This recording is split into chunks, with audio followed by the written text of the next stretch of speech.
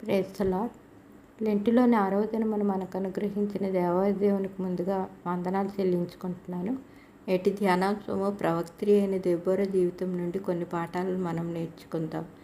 Deborah అనగా Hebrew భాషలో తేనెటీగ అని అర్థం. ఈమె లప్పీదోతునకు భార్య. లప్పీదోతు అనగా దివిటి లేదా వెలుగిచ్చువాడు అని అర్థం. ఇక్కడ మనకు ఒక సాదృశ్యం కనబడుతుంది. దెబోరా సంఘానికి సాదృశ్యం అయితే లప్పీదోతు లోకానికి వెలుగైన యేసుక్రీస్తుకు సాదృశ్యంగా ఉన్నాడు.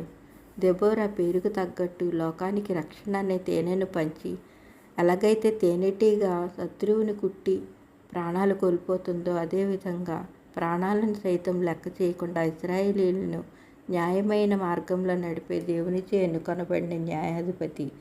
ఈ పురుషాధిక్య సమాజంలో దేవుడు మాత్రం పురుషులు స్త్రీలు అనే భేదం లేకుండా 15 మంది న్యాయాధిపతుల్లో 4వ న్యాయాధిపతిగా దెబోరాను ఎన్నుకొన్నాడు. దెబోరాకు ముందు ఏహూదు న్యాయాధిపతిగా 80 సంవత్సరాలు పరిపాలించాడు. ఇతని కాలంలో ప్రశాంతమైన వాతావరణం నెలకొని ఉంది. ఇతడు చాలా సమర్థవంతమైన న్యాయాధిపతి. ప్రజలు కూడా భయపడేవారు. ఇతడు మరణించాక ఇశ్రాయేలీయులు కనాను రాజు అయిన యాబీను చేతికి అప్పగించబడ్డారు. ఈ యాబీను 20 సంవత్సరాలు చాలా కఠినంగా ఇశ్రాయేలీయులను ఏలెను.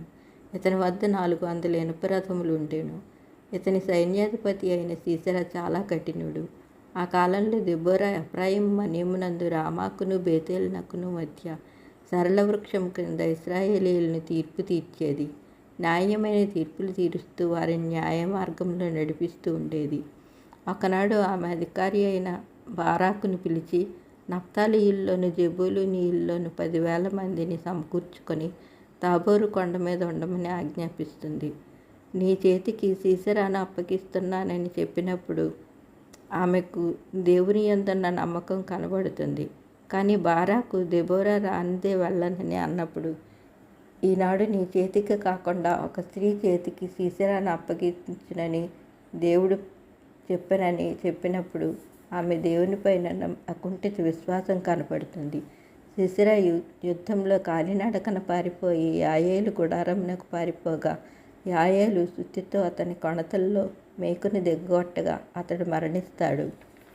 ఈ విధంగా దెబోరా ప్రవచనం నెరవేరి ఆమె ఒక ప్రవక్త్రి అని నిరూపించబడింది. ప్రియమైన విశ్వాసి, మనం దేవుని వాక్కును నమ్మినప్పుడు దేవుడు దెబోరాను ఏ విధంగా అయితే హెచ్చించాడో ఆ రకంగా నిన్ను నన్ను హెచ్చిస్తాడు. న్యాయాధిపతులు 5వ అధ్యాయం చూసినట్లయితే ఆమె రాసిన కీర్తన కనబడుతుంది. ఆ కీర్తనలో తను దేవుని అలాగే సహాయం చేసిన ఇతరులను గనపరుస్తుంది. ఈ విజయం నాది కాదు దేవునిదే అని లోకానికి తెలియజేస్తుంది దెబోరా. ప్రార్థన.